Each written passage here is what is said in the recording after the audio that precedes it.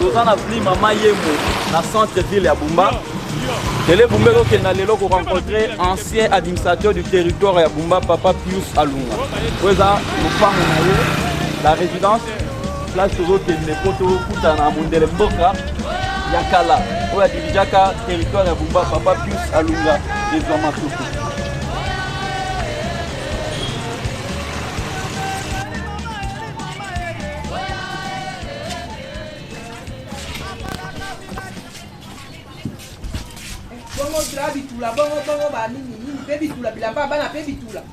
Bonjour et bienvenue à la télé Bumba officielle. Je suis José Lionel Lingili, votre reporter. En effet, ce que Zali Pona Bino, première fois que l'on a vu sur la chaîne YouTube ou Télé Bumba, nous avons invité Bino à s'abonner massivement à la télé Bumba officielle, à liker la vidéo, à partager la vidéo pour que tout tombe la télé Bumba, tout tombe la ville Nabiso ya Bumba. Télé Bumba ezali nini? Télé Bumba ezali chaîne YouTube oyo eyei pona ko vendre ba image positive ya Bumba. Ezali chaîne YouTube oyo ekeseni na ba chaîne YouTube misusu ebele oyo bino boyebi. C'est pourquoi lelo Télé Bumba a sepeli a tondisa mine sengo akutana ayamba na masolo ancien administrateur du territoire Papa Pius Alunga toyeba na époque na ye ndenge nini Bumba salemaka ndenge nini Papa Alunga asalaka musa na Bumba ba innovation ni na mema na Bumba pe makambo ebele oyasa na Bumba. C'est pourquoi toye lelo na ndako na résidence privée ya Papa Alunga na Bumba potomeka kosola na ye na compte ya Télé Bumba officiel. Ndenge toyebisaki bino toza na masolo na Papa Pius Alunga ezwa masoko. Papa Alunga mbote na yo. Mbote mingi, voilà, je suis journaliste. Na fundola que papa, comme on a eu Papa Pius Alunga, administrateur du territoire honoraire, ya territoire ya Bumba, toza na ma solo lelo na compte ya Télé Bumba officiel. Papa Alunga na ba téléspectateur, tolingi toye ba brièvement Papa Alunga azali nani, abotami wapi, ba ane na yango, asali ba étude nini. Ba misala sali bandoto na ye tango azalaki mwana muke azali okanisa ke ngai Papa Alunga mukolo moko na kokola na kosala boye. Donc en bref tolingi toyeba ensemble na ndeko batali bomoi ya Papa Pius Alunga. Merci mingi journaliste na bandali boso na kobota mandengo tuni question na yo na botami na mboka Bosanga na 1951. Tata nanga sila okufa na mama Papa Cyprien ezwa mama Palangi Monique. Tango na sisi ba école secondaire bango baso ba kofi nazaki susu na mutu te pour assurer ngai na niveau ya kotanga classe. C'est ainsi que na continue ba formation. Par exemple, Moussou est à Makassi, qui centre afro-américain du travail. C'est là où on a eu formation Makassi, une formation accélérée. Et puis, on a bandi des travaux et pour la secrétariat.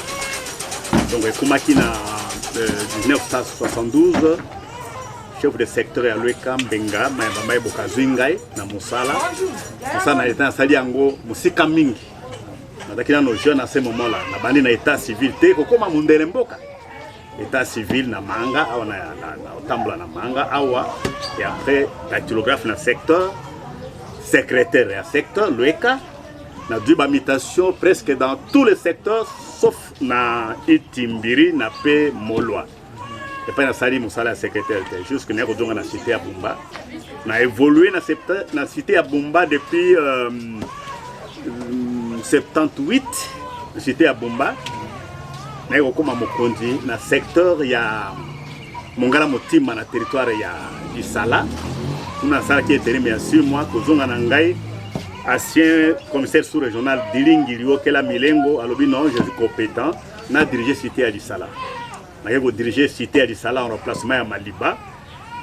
Tant que Monique a évolué tellement malam, non, à Koki na cité à Bumba, na cité à Bumba en 83. On a dirigé cité à Bumba, na nous teye, où on a commis Mondelembo assistant na territoire à Boudjala, vers Sidoubangi. nasali kuna une année batindi ngai na basanku sous précisément na Bolomba nake kosala commissaire des zones assistant résident na Bokote.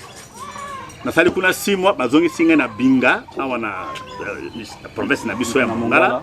Nasali wana une année batindi nga na Karawa. Nasali une année na 95 bazongi singa na chef-lieu na Businga. Di na arrivé ya AFDEL tango rébellion komi na eko zonga Bumba. Comme nasaki na Bumba chef de cité batodaki na confiance na ngai. Leur élection ya en fait Bemba Koti ba eko sala élection à fil indien. Population ba récupérer ngai na kamati cité ya Bumba. Na cité ya Bumba ti tango Albert Legrand Bangayo azobima basali élection de Haou Vincent à kamati territoire tango ya bimi ba organiser ba élection en ce moment nazaki na ya Ndombo ba kamatanga na ye na kamati territoire ya Bumba na 2001 comme administrateur de territoire full jusqu'à 2005. Voilà parcours Nangai Nasali Yangoana a ajouté à cela certains travaux. Il y a l'État au Nasalaki, Nadaï qui représentait le ministère public de l'implantation, il y a le tribunal de paix, il y a Bumba, désigné par sa procureur. Donc Nasali Pewana, j'étais aussi parlementaire, député provincial, à l'époque on appelait Assemblée régionale. Président Absedaki Mondo Mokando, vice-président Njokoyo Baba. Donc Nasali moi, n'a évolué dans Misala Mingi. Donc rêve nangai, je pense que tant on a daki moi na muke na ndoto moko na kangango tous les jours. Na moni sobe belé mais ba kati yango ilali mais ngana temi na sobe moko na kati. Donc je pensais toujours que un jour na koyangela bato. Donc ba rêve nangai daki toujours yango wana c'est concrétisé na mosalo na sali ko banda ya magwa wa état civil ko komisa bana te ko koma mondele mboka. Des députés, c'est pas peu de choses. Voilà, voilà je pense Papa Lunga s'est déchaîné dans un rêve d'enfance. Il a donné même son parcours professionnel. Mais nous allons retenir Papa Lunga la fonction comme administrateur du territoire. Nini ou apprendre tant que qui mondele mboka, il y a territoire à Bumba. Et puisque nous avons qui formé, qui bien formé na ba mondele mboka est belé, na mono qui poko somo côté pona koyangela na mona ki poko somo côté bien que nous avons une période de rébellion, période assez difficile oyo observation na yo ezala penza concentré na volonté ya mokonzi yo ya do kengele rébellion na ye na pelo ko ni population balingi. Donc na période wana mokonaninga qui va déranger population. Donc donc musa muzaki mokasi pona protéger population. Donc là, on a mon qui a bien que tout ça qui n'a pas côté. C'est-à-dire la subvention comme Otinda Sika Bani Bambango, il y a le gouvernement d'Otinda, tout ça qui n'a pas côté. Mais tout ça qui maîtriser sécurité de la Bumba. Alors, je pense que vous êtes expérimenté, plein d'expérience, Papa Pius. Conseil Nino Européen, ça l'élo, l'actuel administrateur du territoire Yabumba. Mais pendant mon dernier Sika, la première des choses est d'aller veiller sur la population. Veiller sur la population. Il y a des problèmes où il y a assisté. Parce que le pouvoir n'a yo, non, il y a assisté qui s'en il y a un pouvoir absolu dans la juridiction. Il y a des cas, par exemple, on a des choses. Babeti bandoki kuna babomi soda babomi motolamboka basoda botikala kia bakamati balase roquette bakay menatinda kia sistate ngai moko na kia personne okende ko intercaler ko kangisa bango na balase roquette bozonga si. Il y a des problèmes yo moko il faut ko kende ko constater yango pe ozo kende o kende tabi lokwa na ye population futangai lokwa na ye population salabwe non. Vous faites votre travail de maintien d'ordre, pour battre la population, pour qu'on rendre personnellement compte de Nabakao et Zali à Makasi, sans demander l'argent, sans demander des chèvres et de quoi tout ça. Parfois, vraiment, on travaille au rendre Yango, reconnaître Yango, Bango Moko. Et c'est comme ça, Mboke Zalamalam. Tout dans l'autre côté, parce qu'il y a une entité déconcentrée, une attaque, c'était rien du tout, mais Bako aider na. Même les sociétés qui ont 5 carburants, pour résoudre le problème, ils ont un rapport concret, un rapport donc exact na oyo moko constaté par rapport à ko délégué bato na baka saillant. Est-ce que aux avantage pour le gouvernement na qualité na commencé à avantage moko tende konanga to na rébellion ye moto azana na gouvernement central azobundana yo akotindilo loko nini akotindelo côté pour renforcer yo on dia otonda o que do bundana e non donc to daki na eloko moko luta na gouvernement central te. Et puis awa sans vous mentir to daki na taxe babengi yango entrée sortie o edaki perçu non na territoire edaki perçu non na biso edaki perçu na bango moko basoda na bato ba tiaki bango comme ba percepteur bango d'aller au salango même si zaki na avantage moko ya ndengo wana te to iko mi concentrer kaka na mosala o ba pesa ki te to protéger population jusqu'à la fin ba ko ba lokoni ba sana maintenant les lolo quoi aux sous son fonctionner bazo kanisa yota na moi quelque chose te gouvernement. Bon, vous savez ngana zali agent de carrière c'est celui de l'état. Je suis payé na DP na mosala jusqu'à là où je vous parle, je suis inspecteur provincial adjoint de la territoriale. Donc je réside de Bumba. Il y a une antenne à Bumba, na do résider à une antenne à Bumba. Autrement, ben ami retrouvé na Lissala comme inspecteur provincial adjoint de la territoriale. Donc on a régulièrement payé le gouvernement central. À part ça, et là comme si c'était pas frais de fonctionnement, tout va rétrocéder sur le comment non. Rien, absolument rien, absolument rien. Hormis forêt Zamba. Na fleuve Congo et traversa Bumba. Toza pe na ba ressources naturelles mususu oyo to wiko zona Bumba. Si, todina biloko ebele na Bumba. Mais dans biso ba expert na pe ba matériel nini ba ko zana ngo porte ba extraire ngo. Toi na or, toi na diamant, toi na fer, nous avons ça. Même pétrole. Na Lueka, ba découvrir que pétrole est na Lueka. Diamant na fer ko do na banda yo. Diamant, or, pardon, or au na banda yoa. Ba fer au kudwango na nini na même na nini na maluka. Fer est na maluka. Diamant pesali. Donc il nous manque seulement ba expert na pe ba matériel ba ça ngo ko qu'est-ce qui nous manque pour que tu exploiter ba ressources na lobby kala. Na lobby il nous manque des experts na pe ba matériel pour te ba extraire ngo. Ou même comme il renseigné par l'ancien gouverneur de province Ngundu Malengo. Même bisika mususu ba or ezali. Biango.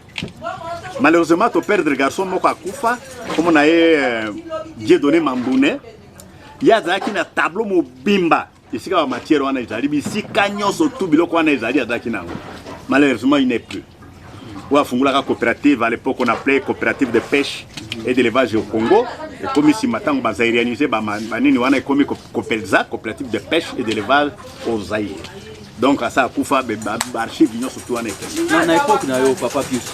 Ba société multinationale et là comme manini pour na territoire ya Bumba. Na lo baliboso ba dayo kota misala. Réduction à chômeur. Nakamata par exemple, tozaki na Siforko. Basali mingi, bato mingi bakotoki mosala. Donc et réduire moi chômage mouké. Bon, OK na PHC ya Ligimba, oui comme il est là Feronia. Basali ebele. Donc réduction et là on bénéficie en réduction. Et auparavant, tant que zaka kalakala. Tant on nga bani mosane ban, on bénéficie en réduction. Et auparavant, tant que zaka kalakala. Tant on nga bani mosane bandera. Tout ça qui n'a pas sur tout dans ce wate na ba route de dessert agricole et zala quitté. C'était comment? Tout ça qui na ba zone rizicole. Ba secteur daki e kabwana ki na ba zone rizicole ou société moko daki na ba secteur oyo akosomba loso. Société mosusu yo kota na secteur wana te. Et puis société wana devoir ni aliboso daki abongisa njila po mituka na mitambola malamu. Lakini ba Griza, ba Silvadese, ba Komiago yo, tozaki kababenga ngo Cabral Rimao, ba Griza banini tout ça. Donc bango bazaki na ba zone rigicole, kosomba ba loso na ba secteur et puis mutokene ben la secteur naie tout en entretenant le route pour te mettre mise à la rapidement déclassé. Donc on dirait zaki bien praticable tout ça. Oui, ça biso na plan projet. Oui. ba projet nini o initiaki pe o réalisaki pendant rien na yo na territoire ya Bumba. Na ebisio na rébellion yo ko dana idée moko ko imposer te. Ko dana projet moko te yo tabelo ko mkonya ko bate sala boy o sali. Maintenir sécurité ya mboka to tikali na position wana. So bi kende ko sala boy o sali o belé yango. On n'avait pas de projet fixe ko wi tengana sa on a projet boy. Les projets se font comment, journaliste? Les projets, il faut le moyen. Tant que le projet, tu as une école, vous devez disposer le moyen. Tu as il faut disposer le moyen. Nous, on n'avait rien. Je vous ai dit tout à l'heure qu'on n'avait absolument rien. Mais tu as quand même que tu savais, tu battais la population. Et à notre époque, c'était sérieux. Tu as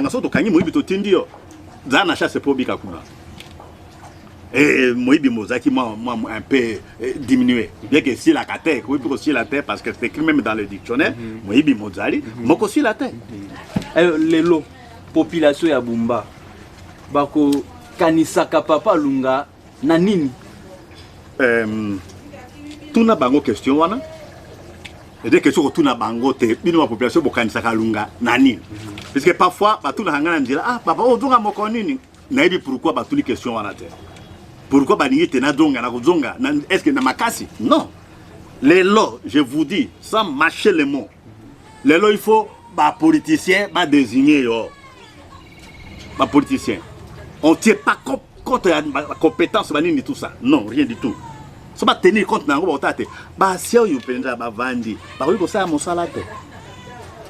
Ba recourir na basien pour ba bongisa, ba initier ba na ba université ba kamata. La chanvre à fumer avec un groupe de gens, ça n'existe pas. Je connais certains. Ça n'existe pas. Bon, au coin de la population non dengni. Au kangana no bato ya bangi dengni. C'est beaucoup plus grave. Donc bato ya kala. C'est ainsi que na histoire moko baloba tobo mabato, nyoba kolonyonso, mona moka bomba tata na ye wa bikisa roi.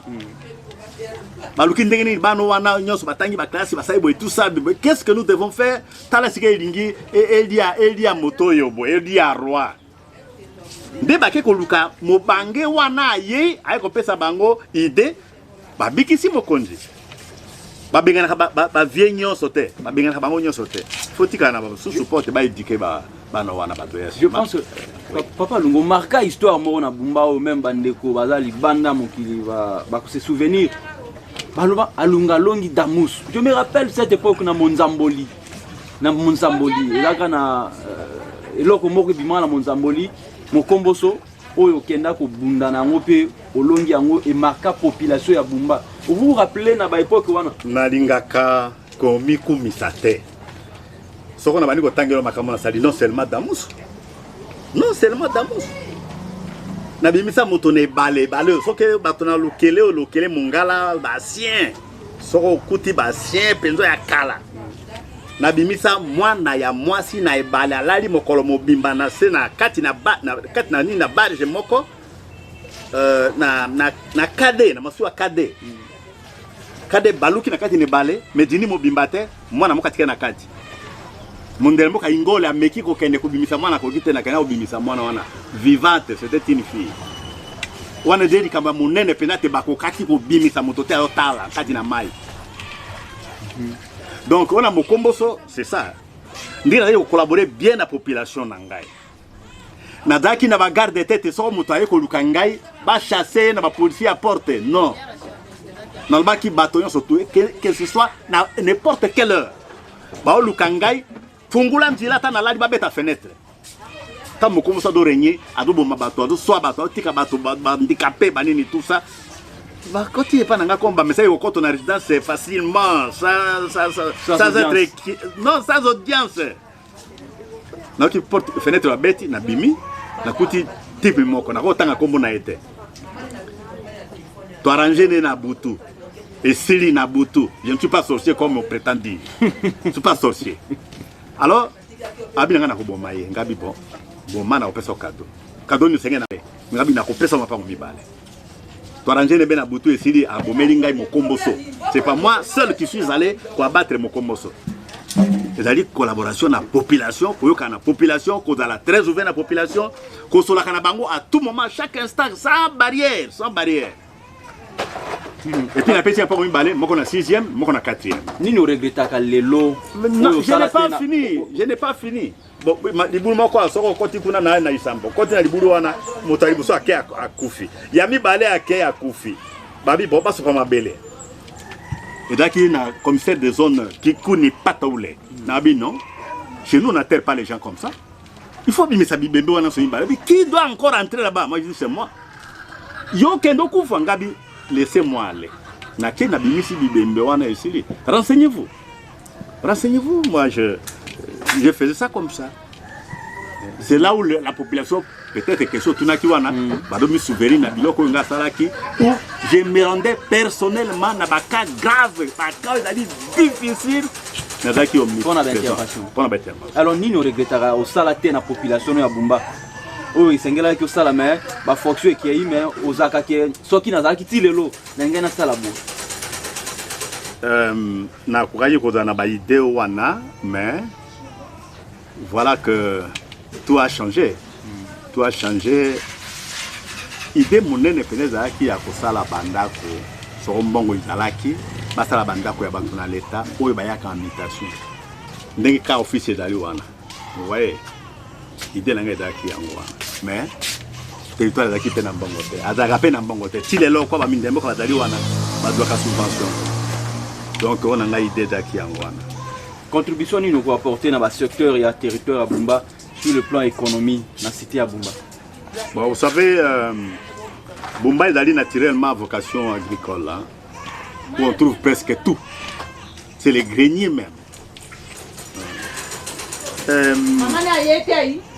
Dans le niveau du secteur, le chef de secteur, comme le tribunal coutumier Longwa, le chef de secteur, le responsable, par rapport à la taxe, il marché, tout taxe, tout ça. Bango va veiller na makambo ya nzila. Que ce soit le chef de groupement, que ce soit le chef de secteur, l'itinérance est essentiellement axé na makambo etali nzila. Peut-être ba dilobe crédit ya bongo ba keno bongisa nzila. Quelques petites barrières au baotia kana nzila wana. Ça ne pouvait pas exister. Son chef qui a fait un groupement moko idée mama B. Mi fandi ici, allez, population yaka. Ils vont venir travailler sur la route. Ils vont travailler sur la route. Est-ce que vous connaissez seulement quand on amène les machines ici? Oh bon, machine les oya, tout ça, ton anito, quoi, en fait, moi, n'amboka, à domi tungisaka mingi. Et il y a, et que nous sommes en Angela. Est-ce que vous avez un titre permanent? Machine, vous avez un titre permanent, vous avez un titre permanent, vous avez un titre permanent. Alors qu'auparavant, quand on a mis ça, basalaka yango pezala qui vraiment qui toque sans machine, je vous dis, sans machine, population mais au salango pour seulement que le chef de secteur va veiller na mosana njila que bati que ça doit kufa ba vandi kaka doit kufa et kufi matite kangi barabala donc bango azali erreur na bango ezani ba utinda même mbongo ya rétrocession. Allez, vérifiez un peu le travail au Baosan en bon à rétrocession. Rien du tout, absolument rien. Rien. Bon, mais comme il y a rétrocession, Bakamati, Bakaboinang. Donc, ils ne foutent rien. Mais, ce qui m'a mis Pessina Moussana Ndjila, Bete, pour dire à Pamba, Sanzoyo, non, qu'il y a un groupement autant. Sanzoyo n'a continué un groupement autant. Sanzoyo n'a qu'un Sikabwe. Sanzoyo Sikabwe. Et pour faire tout ça, quand même, que Kabwani, secrétaire à Yokendebwe, Ngana Kebwe. C'est comme ça qu'on faisait. Alors maintenant, on va vendre tout le qu'on a évité. Si on est malade, on continue dans le secteur, on a deux bâtés. Il y avait une machine. On a une machine, vous avez un titre permanent. Vous avez dit que l'agriculture à Bumba sur le plan national et international. Mais l'agriculture à Bumba, tout le monde a caractère. Il y a un retard, il y a quoi? Et tout le monde a caractère. Masango je kuna zamba je produit ibimité jo bimate kenena mandika bioko do pola kuna yo ngeto mo mandengene. Et tout le moment, et il nous manque quoi? Il nous manque le moyen, le njila ils étaient, son njila zali. Mais, ils ont pour la kuna. Pas dit, monsieur, c'est na zamba 2 ans, 3 ans. Ils ont bimaté. Et les gens souffrent. Quand on la son dernier. Ils allaient, ils allaient. Différence, il y a vie sociale, Papa Lunga. Il y a population, tant que dirigeant qui territoire à Bumba, puis les lots. nini yango s'améliorer pe nini se dégrader na vie sociale ya population ya Bumba na époque na yo pe lelo. Bon, tout dans la régression, hein. Toi en régression parce que biloko ezali mingi dobi mater donc asika boeto difficile vieux de matata yango mono même bana bosisa ba classe ya boe ba mususu won pesa bango ta teka neta mo bizaje emploi ezali te toki na société ekange ma ekei oyo doya muke ko teka bamba biloko na bango boye ba marchandise wa fungoli ya boye. Et des bagarres de société, comme ta charge, il y a qui ça balance, tout ça, quand tu as na soka mewa, tu as na gariserie du Zaïre, oui, Zakiawa. Donc, la société, il koufi, bakabral, daki na Angola, banini, koufi. Donc, biloko ezali est belé, na kati na mboka na biso, yote, soki banjila de malamu.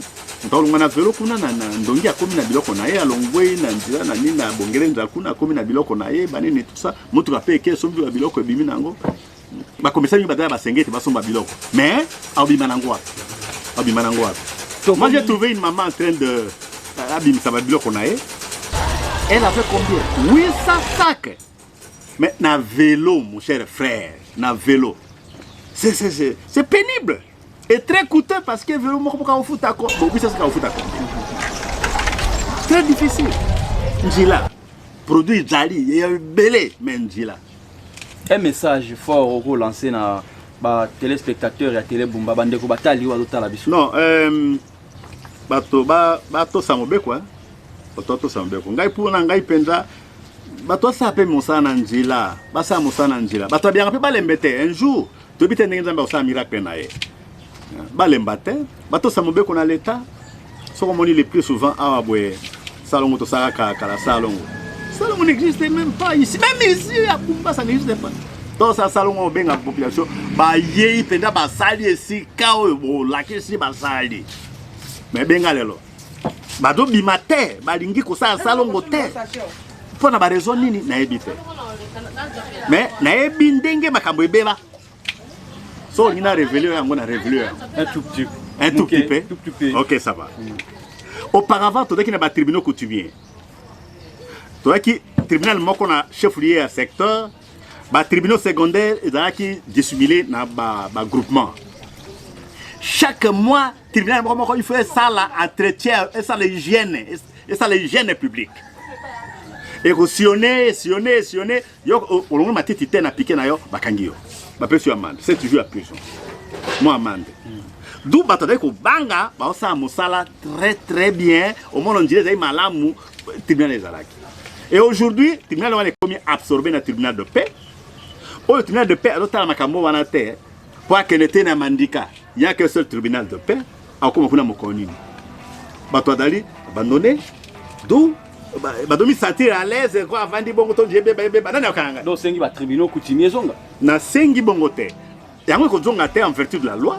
Mais batia ba tribunal secondaire, tribunal de paix secondaire. Vous comprenez? Comme nous avons un tribunal au niveau des centres de Bumba, batia au moins dans chaque secteur un tribunal de paix secondaire pour babangaka.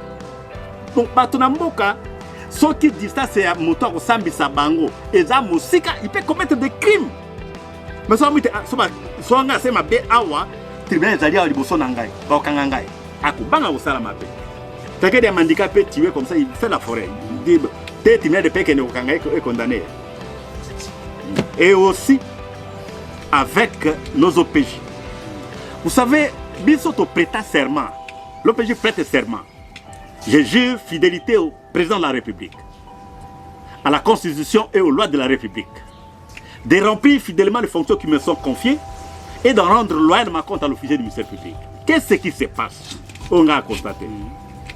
OPJ a commis ici un procès, le colaté, une boutique naïe. À Sambicité et Sili, à Pessi-Bamande, Kamati dossier. Ils ne rendent pas compte de l'officier du ministère public. Il n'y a que l'officier du ministère public qui classe les dossiers, sans suite. Le seul à qui vous avez prêté serment, c'est-à-dire vous devez rendre loyalement compte à l'officier du ministère. Les PV que vous instruisez, une fois terminé, vous donnez même vos amendes là, vous mangez l'argent, tant mieux. Mais PV, il fait comme et pas un ministère public. Ministère public, à côté de la disposition, Oyo Kamati Yango Teso, il a dit Malamu, il classe les dossiers sans suite. Soro Kamati va dire aussi Mabé, à réouvrir Yango, à l'équipe, on a tribunal. Mais ici, mais rares sont les OPJ qui communiquent les dossiers. À moins que le dossier est dans les cahiers, on fout à terre, tout ça. C'est ainsi qu'on communique avec le ministère public. Mais les autres dossiers, ils ne rendent pas compte à l'office du ministère public. Merci, Papa Lunga. Tu commis na souka ya émission na biso ya mukula lelo. Bo tongoli ba ndeko ba téléspectateur à Télé Bumba officiel to yambaki administrateur de territoire honoraire ya territoire ya Bumba. Papa Pius Alunga ezwa masoko. Télé Bumba officiel. Totondi ondenge ondimi ko yamba biso na résidence na yo pe ko répondre na ba question na biso ko fungola biso makanisi na musala osalaki na kata territoire ya Bumba. Totondi yo botonzi. Ngai nde na tondi bino po na kanisa ati bobosala ngai ndoka na kati na bino mémoire na ngai ezali. Ndenge boye na CP na bino mingi. Apesi bino merci pe mokolo mola. Merci mi. Bande ko batali ya Télé Bumba officiel soki vidéo oyo et CP sibino. D'abord, premièrement, na sengi na bino, bo s'abonner massivement na Télé Bumba officiel, chaîne YouTube na bino, et puis bo liker vidéo oyo, bo commenter, pe bo partager yango na baninga pe bandeko na bino nyonso. Merci, tokuta nimbala ya sima.